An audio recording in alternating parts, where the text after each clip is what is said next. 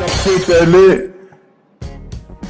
मैं आज जब भगवान सूर्य नारायण मकर राशि में संक्रांति कर गए हैं, तब मकर संक्रांति, पोंगल, लोहड़ी, माघ बिहू और उत्तरायण के मौके पर देश भर के सभी लोगों को और विशेष कर किसान भाइयों बहनों को हृदय पूर्वक की शुभकामनाएं देता हूं।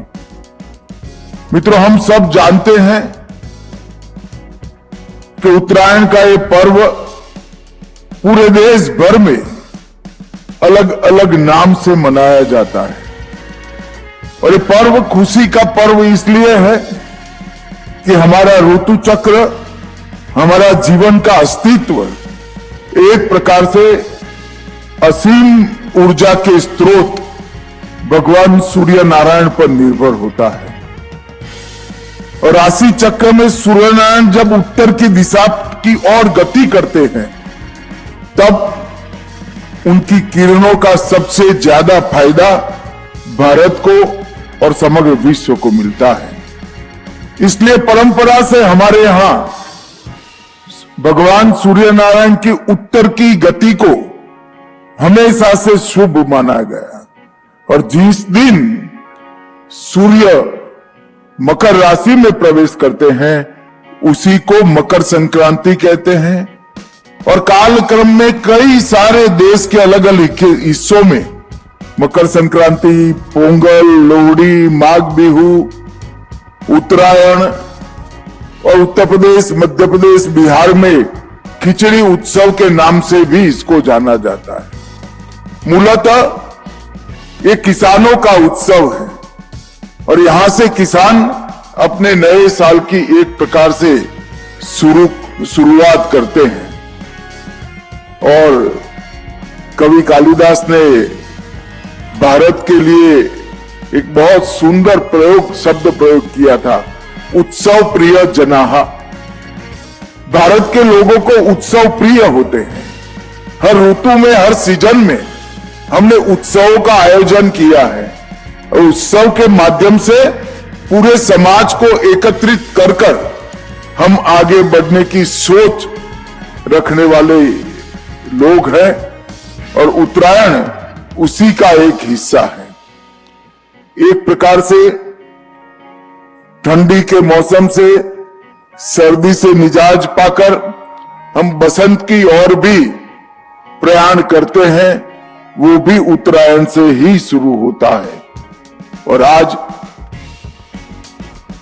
दिल्ली सरकार और डीडीए ने एक तीसरे पतंग महोत्सव का आयोजन किया है। ये शुरुआत जो हुई है, वो शुरुआत इसको सातत्यपूर्ण प्रयास से ज्यादा लोकप्रिय, ज्यादा लोकभोग्य बनाने की जरूरत है। मित्रों, पतंग उत्सव इस समग्र देश की जनता को दिल्ली से जोड़ेगा और आगे ये जाकर समग्र देश का उत्सव बन सकता है। और मेरा तो आग्रह है दिल्ली प्रशासन से और डीडीए से कि पतंग उत्सव को दिल्ली में और सारे देश में पतंग उत्सव में दिल्ली के पतंग उत्सव को केंद्र बनाने के लिए एक समिति बनाकर इसके विस्तार का और इसकी जन भागीदारी का चिंता कर इसको एक प्रकार से परिपूर्ण उत्सव बनाना चाहिए।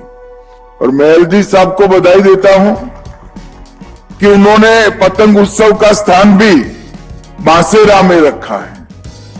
जब एलजी साहब ने एक बार मुझे यहां बुलाने के लिए कहा, तब मैं थोड़ी असमंजस में था कि इतने सारे बांस लगा देना तो बड़ा सरल है, क्या ये दिल्ली के मौसम में और इस प्रकार के वातावरण में बढ़ पाएंगे क्या? मगर आज बांसेरा को देखिए, देश की हर नस्ल का बांस दिल्ली को अपना बनाकर एक सुंदर प्राकृतिक स्थान इस बांसेरा में बन चुका है। ये बांसेरा एक प्रकार से परिचायक है कि कोई अपने संकल्प को जमीन पर उतारने के लिए कृत निश्चयी हो तो कैसे परिणाम आ सकता है। और ये बांसेरा आज दिल्ली वासियों के लिए एक बहुत सुंदर स्थान बना है। बांसेरा के उपयोग को बढ़ाने के लिए और यहां पर जनता इस बहुत अच्छे प्राकृतिक स्थल पर आए, इसके लिए भी दिल्ली सरकार ने अच्छे से आयोजन करने की जरूरत है। यहां 3 पेविलियन है, पतंगों का इतिहास और पतंगों का युद्धकालीन उपयोग, उसका भी एक प्रकार से प्रदर्शन किया गया है। जब साइमन कमीशन देश में आया तब साइमन कमीशन का देश में अनेक प्रकार से विरोध हुआ था। साइमन गो बैक का नारा एक प्रकार के आजादी के आंदोलन का प्रतिघोष बन गया था, परंतु साइमन कमीशन का सबसे बड़ा विरोध अगर किसी ने किया था तो देश भर में उत्तरायण के दिन साइमन गो बैक लिखकर पतंग उड़ाकर पूरा आसमान भारतीयों ने भर दिया था और अंग्रेजों को अपनी ताकत का परिचय दिया था। तो पतंग ने उस जमाने में आजादी के आंदोलन में भी एक बहुत बड़ा योगदान देने का काम करा था। और आज एलजी साहब के प्रयास से मकर संक्रांति का उत्सव एक भारत श्रेष्ठ भारत का प्रत्यक्ष उदाहरण बना है। सूर्य भगवान अपनी दिशा बदल रहे हैं, इसका स्वागत समग्र जगत में होता है। पंजाब और हरियाणा में हम इसको लोहड़ी के रूप में मनाते हैं, तमिलनाडु में पोंगल के रूप में मनाते हैं, आसाम में माघ बिहू, पश्चिम बंगाल में पौष संक्रांति कहते हैं, गुजरात और महाराष्ट्र में उत्तरायण के रूप में मनाते हैं और मध्य प्रदेश, उत्तर प्रदेश और बिहार में खिचड़ी या संक्रांत खिचड़ी के नाम से इसको मनाने की परंपरा है। ये सारे राज्यों को हमारे दिल्ली से जोड़ने का ये प्रयास है और मैं मानता हूं कि आने वाले दिनों में ये पतंग उत्सव यहां पर अपना एक स्थान बनाएगा और समग्र देश के पतंगबाजों को और अंतरराष्ट्रीय पतंगबाजों को भी यहां आकर अपनी कलाबाजी दिखाने का काम करेगा। मित्रों, अभी मोदी जी ने सोमनाथ स्वाभिमान पर्व में गुजरात में हिस्सा लिया। 8 तारीख से 11 तारीख तक सोमनाथ स्वाभिमान पर्व मनाया गया।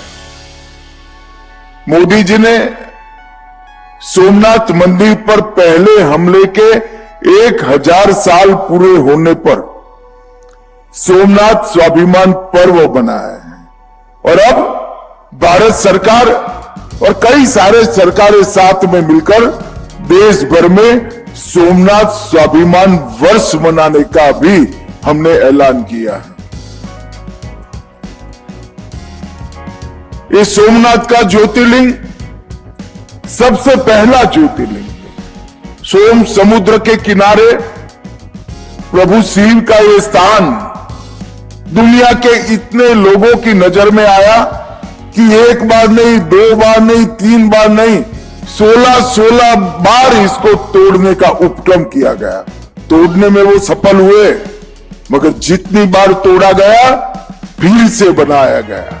और आजादी के बाद देश के लौह पुरुष सरदार वल्लभ भाई पटेल, जामनगर के महाराजा जाम साहब, कन्हैयालाल माणिकलाल मुंशी और डॉक्टर राजेंद्र प्रसाद ने एक संकल्प लिया कि यहां फिर से भव्य और उत्तुंग श्री सोमनाथ का मंदिर बनेगा। और उस स्थान पर आज भव्य और उत्तुंग सोमनाथ का मंदिर आज भी वहां पर गगनचुंबी ध्वजा के साथ विद्यमान है। ये परिचायक है कि विध्वंस करने वालों से बनाने वालों की शक्ति बहुत बड़ी है। इसको तोड़ने वाले मोहम्मद गजनी, मोहम्मद बेगड़ा, अलाउद्दीन खिलजी कहीं पर आज दुनिया के नक्शे पर नहीं दिखाई पड़ते हैं। और सोमनाथ का मंदिर पूरी दुनिया के सामने सम्मान के साथ वही जगह पर खड़ा है। ये प्रतीक है सनातन धर्म की अजरता का, अमरता का, और भारतीय संस्कृति के मूल तत्व अमर है, इसका ये प्रतीक बना है।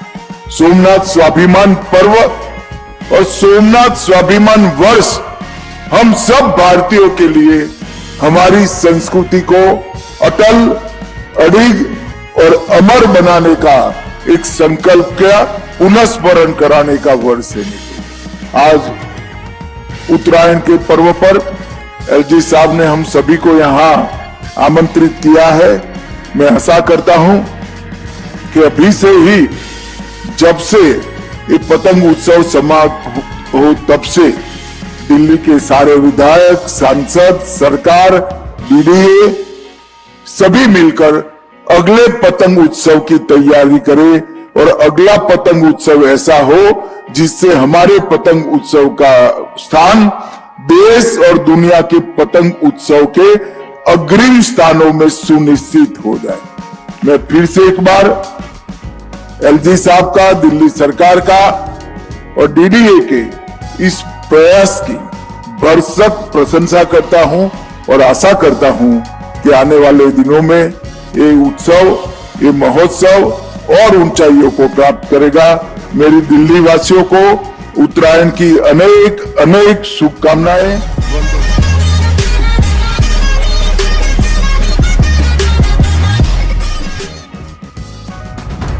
आगे की न्यूज के लिए वीडियो को लाइक कीजिए और चैनल को सब्सक्राइब कीजिए।